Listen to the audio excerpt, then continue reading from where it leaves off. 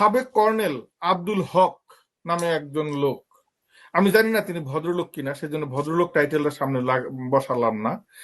সেই অবসরপ্রাপ্ত কর্নেল আব্দুল হক তিনি বলেছেন যতদিন পর্যন্ত ভারতের সেভেন সিস্টার্সকে বিচ্ছিন্ন করা না যাবে ততদিন পর্যন্ত নাকি বাংলাদেশ নিরাপদ নয়। সুতরাং তাদের যে কোনো মূল্যে ভারতের সেভেন সিস্টার্সকে আলাদা করে দিতে হবে, বিচ্ছিন্ন করে দিতে হবে, ভাঙতে হবে। দেখুন, ইউক্রেনের দিকে তাকালে কিন্তু আমরা এখন দেখতে পাচ্ছি যে ইউক্রেন একেবারে ন্যাটোর সদস্য হয়ে যাবে এবং রাশিয়াকে দেখায় দিবে, হ্যান করেঙ্গা ত্যান করেঙ্গা করবে।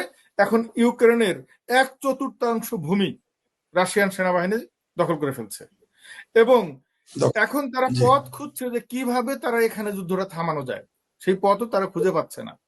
আমি বলতে চাচ্ছি এই বাংলাদেশকে ব্যবহার করে এরা এই ভারত ভাঙার যেই স্বপ্ন দেখে, এই স্বপ্ন দেখার চিন্তা করতে গিয়ে যেটা হবে, এই আমরা ইউক্রেনের মতো যে বাংলাদেশটুকু এখন আছে, অর্থাৎ যতটুকু ইউক্রেন ছিল ততটুকু ইউক্রেন এখন নাই, বাংলাদেশের একটা বিরাট অংশ আমরা হারায় ফেলবো। এবং তখন যদি ভারতীয় সৈন্যরা বাংলাদেশের এক অংশ দখল করে নিয়ে যায়, আমাদের ওই ক্ষমতা থাকবে না। এবং তখন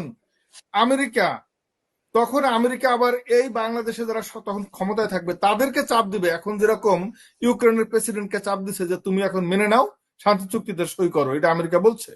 ঠিক একইভাবে বাংলাদেশকে বলবে যে তোমার যা নিয়ে গেছে ভারত তো নিয়ে গেছে, ওরা তো ছাড়বে না, এখন তুমি তাড়াতাড়ি শান্তি চুক্তিতে, যুদ্ধবিরতি চুক্তিতে সই করো। এইটা আমরা এরকম একটা ভয়ঙ্কর দিকে এগিয়ে যাচ্ছি প্রতিদিন।